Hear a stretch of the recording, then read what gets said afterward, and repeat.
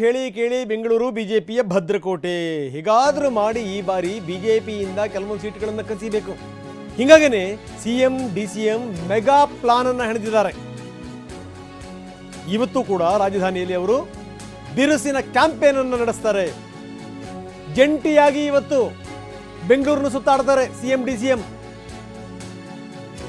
Back to back road ಶೋಗಳಿವೆ. ಅಲ್ಲಲ್ಲಿ ಕಾರ್ಯಕರ್ತರ ಸಭೆಗಳನ್ನು ಮಾಡ್ತಾರೆ.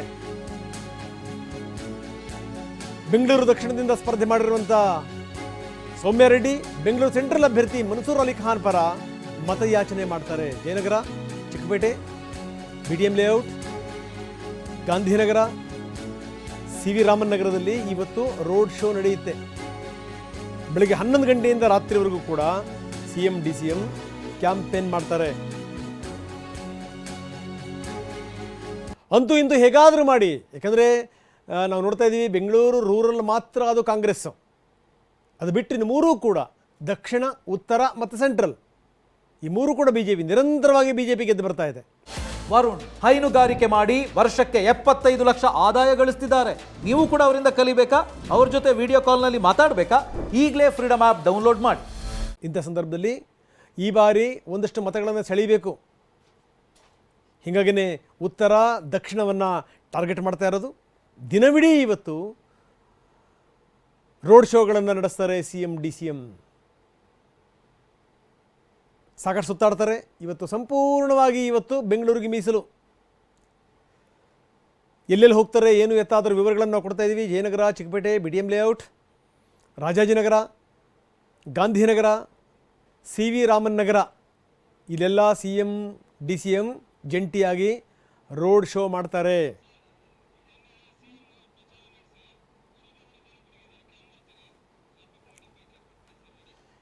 ನಿನ್ನೆ ಕೂಡ ಸಿಎಂ ದಿನವಿಡೀ ಸುತ್ತಾಡಿದ್ರು, ಸಾಕಷ್ಟು ಓಡಾಡಿದ್ರು. ಈ ಸಂದರ್ಭದಲ್ಲಿ ಬಿಜೆಪಿ ನಾಯಕರ ವಿರುದ್ಧ, ಅದರಲ್ಲೂ ಶೋಭಾ ಕರಂದ್ಲಾಜೆ ವಿರುದ್ಧ ವಾಗ್ದಾಳಿ ಮಾಡಿದರು. ಯಾವ ಕಾರಣಕ್ಕೂ ಕೂಡ ಪ್ರೊಫೆಸರ್ ರಾಜೀವ್ ಗೌಡರನ್ನ ಅವರು ರಾಜೀವ್ ಗೌಡರಿಗೆ ಸಮಾನರಲ್ಲ. ಹೌದಲ್ಲ? ಉಡುಪಿ ಚಿಕ್ಕಮಗಳೂರಿನಲ್ಲಿ go back Shobha, go back Shobha ಅಂತ ಹೇಳಿದವ್ರನ್ನ ಇಲ್ಲಿ ಕರ್ಕೊಂಡ್ಬಂದು ಅಭ್ಯರ್ಥಿ ಮಾಡಿದ್ದಾರೆ. ಇಲ್ಲಿ ಏನ್ ಮಾಡ್ಬೇಕು ನೀವು? Go back Shobha, go back Shobha ಅಂತ ಹೇಳ್ಬೇಕ ಬೇಡ? 25 ಜನ, ಏನ್ ಅಷ್ಟು ಜನ ಗೆದ್ದಿದ್ರಲ್ಲ, 26 ಜನ ನರೇಂದ್ರ ಮೋದಿ ಅವ್ರ ಹತ್ರ ನಿಂತ್ಕೊಳ್ಳಿಕ್ಕೆ ಗಡಗಡ ಗಡಗಡ ಅಂತ ನಡುಕ್ತಾರೆ. ಗಡಗಡ ಗಡಗಡ ಅಂತ ನಡುಕ್ತಾರೆ. ಇಂಥವ್ರಿಗೆ ಓಟ್ ಕೊಡ್ಬೇಕಾ? ಇನ್ನು ಮಂಡ್ಯದಲ್ಲಿ ಎಚ್ ಡಿ ಕುಮಾರಸ್ವಾಮಿ ಭರ್ಜರಿ ಪ್ಲಾನ್ಗಳನ್ನು ಹೆಣಿತಾ ಇದ್ದಾರೆ. ಎಲ್ಲರನ್ನು ಭೇಟಿ ಮಾಡ್ತಾ ಇದ್ದಾರೆ. ಮೇಲಿಂದ ಮೇಲೆ ಮೀಟಿಂಗ್ಗಳನ್ನು ಮಾಡ್ತಾ ಇದ್ದಾರೆ. ಹಳ್ಳಿಗಳಲ್ಲಿ ಪ್ರಚಾರ ಮಾಡ್ತಾರೆ. ಆದರೆ ಕೆಲವೊಂದು ಕಡೆಗೆ ಬೇರೆ ಬೇರೆಯವ್ರನ್ನೂ ಕೂಡ ಪ್ರಚಾರಕ್ಕೆ ನೇಮಿಸ್ತಾ ಇದ್ದಾರೆ. 3 ದಿವಸ ವಿಶೇಷವಾಗಿ ಪ್ರಚಾರ ಮಾಡಬೇಕು. ಇನ್ನು ಬೇರೆ ಕಡೆಗೆ ರಾಜ್ಯಾದ್ಯಂತ ಪ್ರವಾಸ ಮಾಡಬೇಕು. ಹೀಗಾಗಿ ಪುತ್ರ ನಿಖಿಲ್ ಎಲ್ಲೆಲ್ಲಿ ತಂದೆ ಹೋಗ್ಲಿಕ್ಕೆ ಸಾಧ್ಯ ಇಲ್ವಲ್ಲ, ಅಲ್ಲಿ ಪುತ್ರ ನಿಖಿಲ್ ಹೋಗಬೇಕು. ಮಂಡ್ಯದಲ್ಲಿ ಶಕ್ತಿ ಪ್ರದರ್ಶನಕ್ಕೆ ದಳಪತಿ ಮುಂದಾಗಿರೋದು. ಮಂಡ್ಯದಲ್ಲೊಂದು ಬೃಹತ್ ಸಮಾವೇಶ ನಡೆಸಲಿಕ್ಕೂ ಕೂಡ ಪ್ಲಾನ್ ಅನ್ನು ಮಾಡಿದ್ದಾರೆ ಎಚ್ ಡಿ ಕುಮಾರಸ್ವಾಮಿ. 10 ಲಕ್ಷಕ್ಕೂ ಅಧಿಕ ಜನ ಸೇರಬೇಕು. ಈ ರೀತಿಯ ಪ್ಲಾನ್. ಭಾರೀ ಅಂತರದಿಂದ ಗೆಲ್ಲಬೇಕು ಅಂತ ಕುಮಾರಸ್ವಾಮಿ ಈಗಾಗಲೇ ತಂತ್ರಗಾರಿಕೆ ಹೆಣಿತಾ ಇದ್ದಾರೆ. ಮಂಡ್ಯದಲ್ಲೇ ಮೋದಿ ಚುನಾವಣಾ ಸಮಾವೇಶವನ್ನು ಉದ್ದೇಶಿಸಿ ಮಾತಾಡಬೇಕು ಅಂತ, ಅಂದರೆ ಮೋದಿ ಅವರನ್ನು ಮಂಡ್ಯಕ್ಕೆ ಕರೆಸಬೇಕು, 10 ಲಕ್ಷ ಜನರನ್ನು ಸೇರಿಸಬೇಕು. ಈ ಮುಖಾಂತರ ದಳದ ಭದ್ರಕೋಟೆ ಇದೆ ಇದು ಅನ್ನೋದನ್ನು ಮತ್ತೊಮ್ಮೆ ಸಾಬೀತು ಮಾಡಬೇಕು.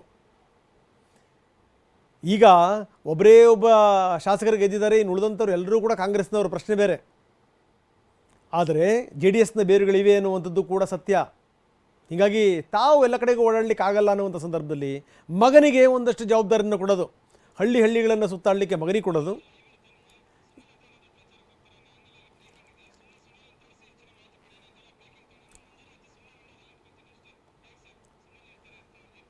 ಸೊ ಇದ್ರ ಬಗ್ಗೆ ಸಾಕಷ್ಟು ಮಾತಾಡೋಣ. ನಮ್ಮ ಪ್ರತಿನಿಧಿ ಸುನಿಲ್ ಈಗ ನಮ್ಮೊಂದಿಗೆ ನೇರ ಸಂಪರ್ಕದಲ್ಲಿದ್ದಾರೆ. ಅವ್ರ ಜೊತೆಗೂ ಕೂಡ ಮಾತಾಡ್ತೀವಿ. ಜೊತೆಗೆ ಮಂಜುನಾಥ್ ಅವರು ಕೂಡ ಇದ್ದಾರೆ ನಮ್ಮ ಜೊತೆಗೆ ಮಾತಾಡಲಿಕ್ಕೆ. ಸಾಕಷ್ಟು ವಿವರಗಳನ್ನು ಪಡಿತೀನಿ. ಆದರೆ ಅದಕ್ಕಿಂತ ಮೊದಲು ಕುಮಾರಸ್ವಾಮಿ ಪರ ಪ್ರಚಾರಕ್ಕೆ ಇಳಿತಾರ ಸುಮಲತಾ? ಮೊನ್ನೆ ಒಂದು ವಿಶೇಷ ಸಂದರ್ಶನದಲ್ಲಿ ಸುಮಲತಾ ಹೇಳಿದರು, ಪಕ್ಷ ಏನು ಹೇಳುತ್ತೋ ಅದನ್ನು ಮಾಡ್ತೀನಿ, ಪಕ್ಷ ಎಲ್ಲಿಗೆ ಹೋಗು ಅಂತ ಹೇಳುತ್ತೋ ಅದನ್ನು ಮಾಡ್ತೀನಿ, ಅಲ್ಲಿ ಹೋಗಿ ನಾನು ಪ್ರಚಾರ ಮಾಡ್ತೀನಿ ಅನ್ನುವಂಥ ಮಾತನ್ನು ಹೇಳಿದರು. ಚುನಾವಣಾ ನಿರ್ವಹಣಾ ಸಮಿತಿ ಈಗಾಗಲೇ ವೇಳಾಪಟ್ಟಿಯನ್ನು ತಯಾರಿಸ್ತಾ ಇದೆ. ಮಂಡ್ಯದಲ್ಲೂ ಸುಮಲತಾ ಅವರಿಗೆ ಜವಾಬ್ದಾರಿಗಳಿರ್ತವೆ, ಬೇರೆ ಕಡೆಗೂ ಕೂಡ ಸುಮಲತಾ ಅವರಿಗೆ ಜವಾಬ್ದಾರಿಗಳನ್ನು ಕೊಡಬೇಕು ಅಂತ ಪಾರ್ಟಿ ಯೋಚನೆ ಮಾಡ್ತಾ ಇದೆ. ತೆಲುಗು ಭಾಷಿಕರಿರುವಂಥ ಕಡೆಗೆ ಹೆಚ್ಚೆಚ್ಚಿನ ಪ್ರಚಾರವನ್ನು ಮಾಡಿಸಬೇಕು ಅಂತ ಕೂಡ ಯೋಚನೆ ಮಾಡಲಾಗ್ತಾ ಇದೆ. ಎಕ್ಸಾಂಪಲ್ ಚಿಕ್ಕಬಳ್ಳಾಪುರದಲ್ಲಿ ನಿಲ್ಲಿ ಅನ್ನುವಂಥ ಮಾತನ್ನು ಹೇಳಿದರು. ನಾನು ನಿಲ್ಲಲ್ಲ ಅಂತ ಹೇಳಿದ್ರು ಅವರು. ಬೆಂಗಳೂರು ಉತ್ತರ ನಿಲ್ಲಲ್ಲ ಅಂತ ಹೇಳಿದರು. ಇಂಥ ಕಡೆಗೂ ಕೂಡ ಬಂದು ಇವರು ಪ್ರಚಾರ ಮಾಡಬೇಕು.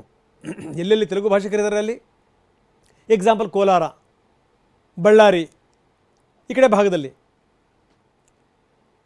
ಹೀಗಾಗಿ ಬಹುಶಃ ಏನು ಅಂದರೆ ಸುಮಲತಾ ಮಂಡ್ಯಕ್ಕೂ ಬಂದು ಪ್ರಚಾರ ಮಾಡ್ತಾರೆ, ಬೇರೆ ಬೇರೆ ಭಾಗಗಳಲ್ಲೂ ಕೂಡ ಸುಮಲತಾ ಪ್ರಚಾರ ಕಣಕ್ಕಿಳಿಯುವಂಥದ್ದು ಖಚಿತ.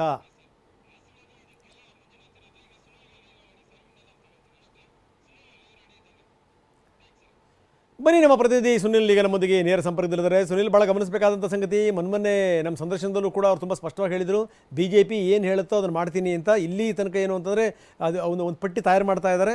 ಒಟ್ಟಾರೆಯಾಗಿ ಏನು ಅಂದರೆ ಎಲ್ಲ ಕಡೆಗೂ ಕೂಡ ನಾನು ಪ್ರಚಾರ ಮಾಡ್ತೀನಿ ಅಂತ, ಇನ್ಕ್ಲೂಡಿಂಗ್ ಮಂಡ್ಯ. ಸೊ ಅದನ್ನು ಕೂಡ ಪ್ರಚಾರ ಮಾಡ್ತೀನಿ ಅನ್ನುವಂಥ ಮಾತನ್ನು ಕೂಡ ಹೇಳಿದರು. ಈಗ ಅವರ ಪ್ಲಾನ್ಗಳೇನು? ನಂಬರ್ 1, ಜೊತೆಗೆ 10 ಲಕ್ಷ ಜನರನ್ನು ಸೇರಿಸಿ ಒಂದು ದೊಡ್ಡ ಸಮಾವೇಶ ಮಾಡಬೇಕು. ಆ ಸಮಾವೇಶದಲ್ಲಿ ಪ್ರಧಾನಮಂತ್ರಿಗಳಿರಬೇಕು ಅನ್ನುವಂಥ ಒಂದು ಬಯಕೆ ಕುಮಾರಸ್ವಾಮಿ ಅವರದು. ಅದಕ್ಕೋಸ್ಕರ ಅವ್ರು ಪ್ಲಾನ್ ಮಾಡ್ತಾ ಇದ್ದಾರೆ. 3ನೇದು, ಎಲ್ಲೆಲ್ಲಿ ತಾವು ಓಡಾಡೋಕ್ಕಾಗಲ್ವೋ ಅಲ್ಲಿ ತಮ್ಮ ಮಗನನ್ನು ಅಲ್ಲಿ ಓಡಾಡಿಸ್ಬೇಕು ಅನ್ನುವಂಥ ಇರಾದೆ ಕೂಡ ಕುಮಾರಸ್ವಾಮಿ ಅವರದ್ದು. ಏನು ನಡೀತಾ ಇದೆ?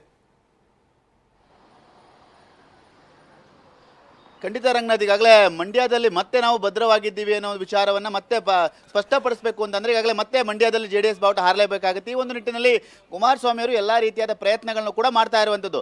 ಕಳೆದ ಬಾರಿ ಚುನಾವಣೆಗಳಲ್ಲಿ ಕುಮಾರಸ್ವಾಮಿ ಓಡಾಡದ ರೀತಿ ಓಡಾಡಲಿಕ್ಕಾಗಲ್ಲ, ಯಾಕೆಂದ್ರೆ ಈ ಬಾರಿ ಅವರು NDA ಅಭ್ಯರ್ಥಿ ಕೂಡ ಆಗಿದ್ದಾರೆ, ಜೊತೆಗೆ ರಾಜ್ಯದಲ್ಲೂ ಕೂಡ ಪ್ರವಾಸ ಮಾಡಬೇಕಾಗುತ್ತೆ. ಆ ಒಂದು ನಿಟ್ಟಿನಲ್ಲಿ ಕೇವಲ 3 ದಿನಕ್ಕೆ ಒಂದು ಪ್ರಚಾರವನ್ನು ಮಾಡಲಿಕ್ಕೆ ಈಗಾಗಲೇ ಕುಮಾರಸ್ವಾಮಿ ಅವರು ಕೂಡ ಪ್ಲಾನ್ ಕೂಡ ಮಾಡ್ಕೊಂಡಿರುವಂಥದ್ದು.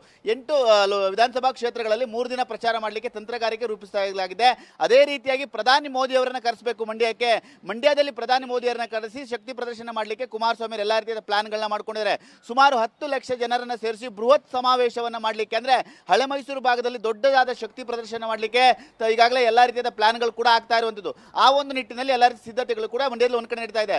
ಎಲ್ಲಿ ಕುಮಾರಸ್ವಾಮಿ ಅವರು ಹೋಗ್ಲಿಕ್ಕಾಗಲ್ಲ ಆ ಒಂದು ಜಾಗದಲ್ಲಿ ನಿಖಿಲ್ ಕುಮಾರಸ್ವಾಮಿ ಆಗ್ಬೋದು, ಅಲ್ಲಿನ ಸ್ಥಳೀಯ ಮುಖಂಡರಂದ್ರೆ CS ಪುಟ್ಟರಾಜ್ ಆಗ್ಬೋದು, ಈ ರೀತಿಯಾದ ಸ್ಥಳೀಯ JDS ನ ಶಾಸಕರುಗಳು ಹೋಗ್ಲಿಕ್ಕೆ ಪ್ಲಾನ್ ಕೂಡ ಮಾಡ್ಕೊಂಡಿದ್ದಾರೆ. ಇನ್ನು ಪ್ರಮುಖವಾಗಿ ಈ ಬಾರಿಯ ಮಂಡ್ಯ ಲೋಕಸಭಾ ಕ್ಷೇತ್ರದಲ್ಲಿ ಸುಮಲತಾ ಅವರು ಪ್ರಚಾರವನ್ನ ಮಾಡ್ತಾರಾ ಅಂತ ಹೇಳಿ ಸಾಕಷ್ಟು ಕುತೂಹಲ ಚರ್ಚೆ ಕೂಡ ಇರುವಂತದ್ದು.